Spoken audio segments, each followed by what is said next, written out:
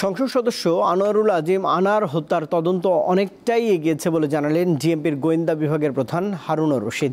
কলকাতায় হত্যাকাণ্ডের তদন্ত শেষে আজ দেশে ফিরে এমনটাই জানিয়েছেন তিনি। বলেছেন, শাহিন নামের এক অভিযুক্তকে ফেরাতে ইন্টারপোলের সহায়তা নিতে ভারতকে অনুরোধ করা হয়েছে। 12 মে ভারতের কলকাতা যান ঝিনাইদহ 4 আসনের সংসদ সদস্য আনোয়ারুল আজিম আনার। সেখানকার নিউটাউন এলাকায় সঞ্জীভা গার্ডেন্স নামে একটি আবাসিক ভবনে তাকে হত্যা করা হয় বলে জানায় স্থানীয় পুলিশ, কিন্তু তার মরদেহের সন্ধান পাওয়া যায়নি। এই অবস্থায় ডিএমপির গোয়েন্দা বিভাগের প্রধান হারুনুর রশিদের নেতৃত্বে পুলিশের একটি দল কলকাতায় যায়। তাদের অনুরোধে ওই ভবনের সেপটিক ট্যাঙ্ক থেকে বেশ কিছু মাংসের টুকরা উদ্ধার করা হয়। এছাড়া কয়েকটি জায়গায় তল্লাশিও চালানো হয়। বৃহস্পতিবার ঢাকায় ফেরে বাংলাদেশ পুলিশের দলটি। এ সময় দল নেতা তদন্তের বিস্তারিত তুলে ধরেন। আমাদের যে 3 জন আসামি, তার মধ্যে একজন আমাকে বলেছিল, আমাদের তদন্ত টিমকে, যে রাতের বেলা পানির শব্দ শুনতে পেয়েছিল।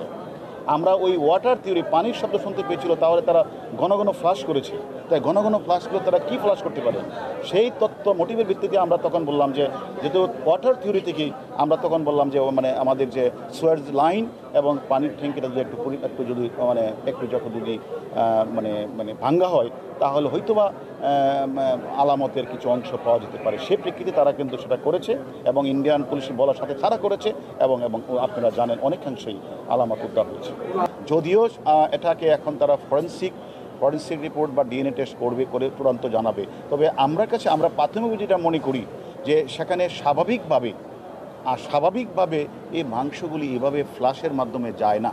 সেক্ষেত্রে আমরা মনে করছি তারই হবে। সার্বিক বিষয়ে ভারতের পুলিশের কাছে সহযোগিতা চাওয়া হয়েছে বলে জানান এই কর্মকর্তা। হত্যাকাণ্ড তো সংঘটিত হয়েছে ইন্ডিয়ার মাটিতে, ওনাদের কাছেও তো শাহিন মোস্ট ওয়ান্টেড। ওনাদেরকে আমরা রিকোয়েস্ট করেছি আপনারাও, তো ওনারা আমাদেরকে বলেছে যে হ্যাঁ, আমরা ঊর্ধ্বতন কর্তৃপক্ষের সাথে কথা বলে আমরাও আমাদের যথাযথ প্রক্রিয়া আমরা অনুসরণ করব। আর আমরাও ইতিমধ্যে আমাদের ইন্সপেক্টর জেনারেল পুলিশের মাধ্যমে ইন্টারপোলকে অবহিত করেছি এবং আমরা বাংলাদেশের যে আমেরিকার যে দূতাবাস আছে তাদের সাথে আমরা আনঅফিশিয়ালি আমরা তাদের সাথে এই বিষয়টি নিয়ে সাহায্য সহযোগিতা চাইব। আনোয়ারুল আজিম আনার হত্যার ঘটনায় শিমুল ভুইয়া, তানভীর ও সেলিস্তি রহমান নামের 3 জনকে গ্রেপ্তার করেছে বাংলাদেশের পুলিশ।